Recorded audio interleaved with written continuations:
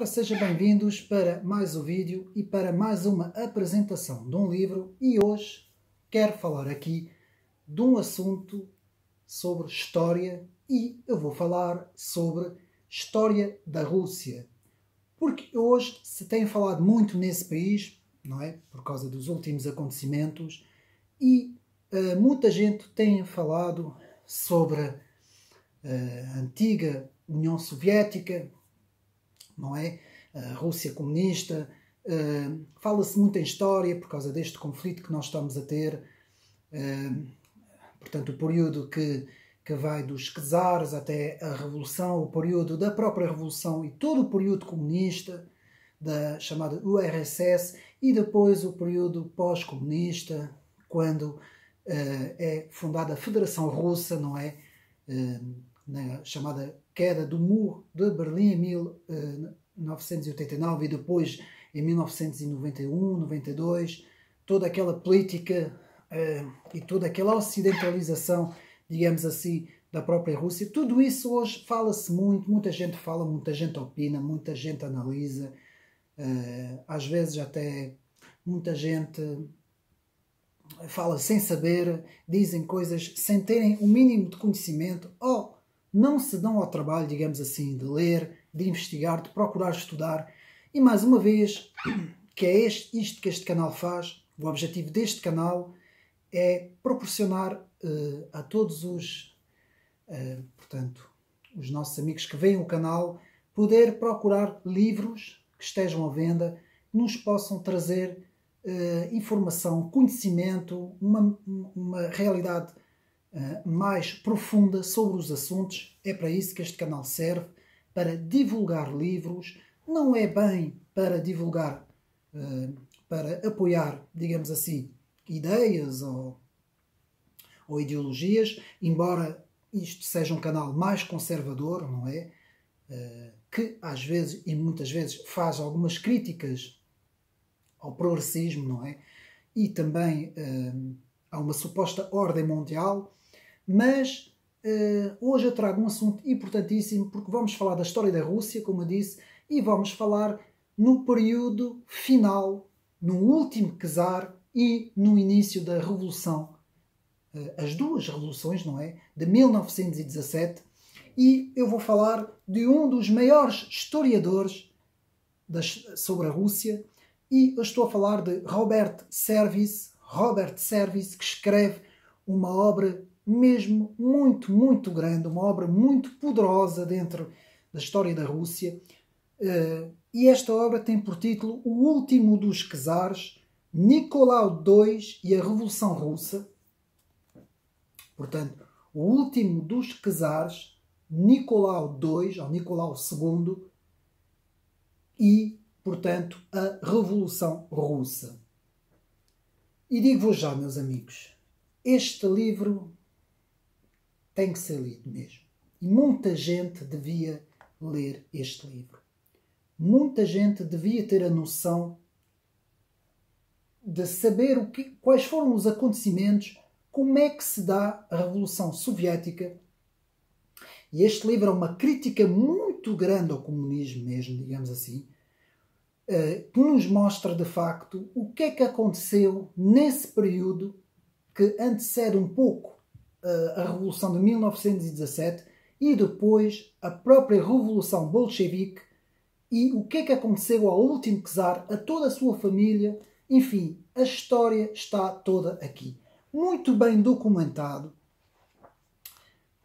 mesmo fantástico este livro, com documentos, fotos que mostram documentos, ou seja, documentação, muito, muito boa documentação, fotos que nos falam no próprio Lenin, no próprio Stalin, nos czares, na importância de todos os atores políticos que fizeram esta parte da história. Este livro, portanto, vou mostrar aqui, não é? Este livro é importantíssimo para entendermos todos esses acontecimentos, para quem está interessado em saber mais sobre esta história. Eu vou fazer apenas um pequeno resumo, porque o melhor seria mesmo procurar o livro, comprá-lo e e ler, não é? Mas apenas para despertar curiosidade aos meus amigos. Portanto, a história é de facto uma história trágica. E esta é a palavra principal. Uma história trágica de um monarca, Nicolau II, um monarca apanhado desprevenido. Ele foi mesmo apanhado desprevenido. Apanhado desprevenido por toda esta construção revolucionária, todos esses ventos que sopraram em favor de uma revolução que foi criada no Ocidente. Que ela foi toda muito bem organizada no Ocidente, na Alemanha, no Reino Unido e também um pouco nos Estados Unidos.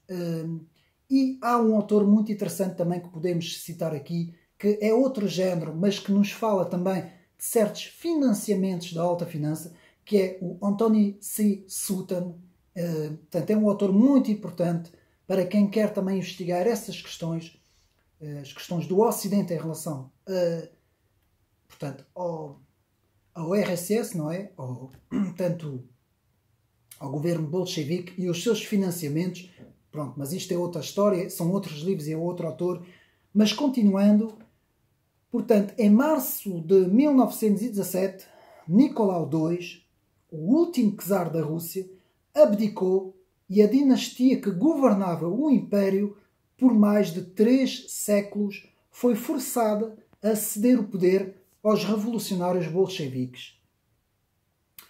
Portanto, este autor que escreve este livro, portanto, Robert Service, com acesso a documentos nunca antes investigados, incluindo os próprios diários pessoais do próprio czar, Robert Service, um dos mais respeitados especialistas na história russa, lança uma nova luz sobre os últimos meses da vida de Nicolau II, entre a abdicação e o assassinato de toda a família a sangue frio.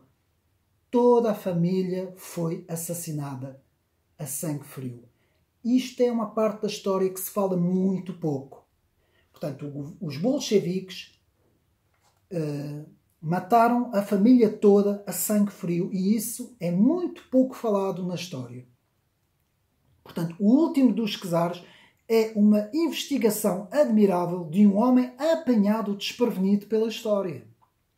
E revela-nos o cenário social, económico, político, religioso, cultural que fermentava na Rússia após a tomada do poder bolchevique e no início da República Soviética de Lenin. Portanto, meus amigos, para estudar esta parte da história, a queda dos czares, do czar e a Revolução de 1917, este é o livro mais importante. E deixo aqui esta recomendação, portanto, O Último dos Czares, de Robert Service, como, de facto, um livro imprescindível para nós estudarmos esta parte da história. Portanto, Robert Service, que é professor de História da Rússia na Universidade de Oxford e é diretor do Centro de Estudos Russos de St. Antony's College e membro da Academia Britânica, efetuou a investigação para esta obra na qualidade de investigador associado do Instituto de Hoover da Universidade de Stanford. Portanto, estamos a falar aqui de uma documentação que eu tenho aqui na mão sobre esta época da história da Rússia, não é? Hoje a Rússia, não é? Que eu penso que é imprescindível para compreendermos também as diferenças e as várias épocas históricas dentro de um país. E, mais uma vez, quero aqui realçar a importância de nós estudarmos a história. A história, os acontecimentos no tempo e no espaço, com a cronologia, saber os principais acontecimentos. Também sabemos que a história não é uma ciência exata, não é uma ciência inexata e há muita coisa que pode não ter sido assim, não é? Como nós hoje temos, mas sabemos também da importância dos documentos escritos, porque é com base nos documentos que nós, portanto, temos acesso aos principais acontecimentos. E, meus amigos, mais uma vez um apelo. Deixamos a emoção de lado, deixemos as ideias, que muitas vezes são ideias feitas, muitas vezes fazemos sem estudar os assuntos e debruçamos-nos, portanto, sobre o estudo dos assuntos. Porque é ao estudar os assuntos que nós entendemos as coisas. Às vezes, claro que nem tudo é real, não é? Nem tudo é verdadeiro. Há coisas que nós sabemos que podem não ser assim ou podem não ter acontecido assim, mas pelo menos temos uma noção. Aqui temos que ter uma noção das coisas. É muito importante termos uma noção das coisas. Temos sempre à mão dicionários de história, dicionários de filosofia. Fazemos pesquisas sobre os autores quando nós estamos a ler, por exemplo, no caso deste livro, quando este livro cita alguns personagens, alguns autores no espaço e no tempo, fazermos pesquisas destes autores, tentarmos saber quem eles foram, como é que eles viveram, quais eram as suas ideias, o que é que eles escreveram, tudo isso. Quanto mais perguntas nós fizermos, mais investigarmos nós, mais nos tornamos conhecedores, portanto, dos assuntos. E menos caímos nesta tramóia, como eu costumo dizer, que nos metem à frente das emoções e não sabemos nada, mas depois pensamos que sabemos tudo, não é?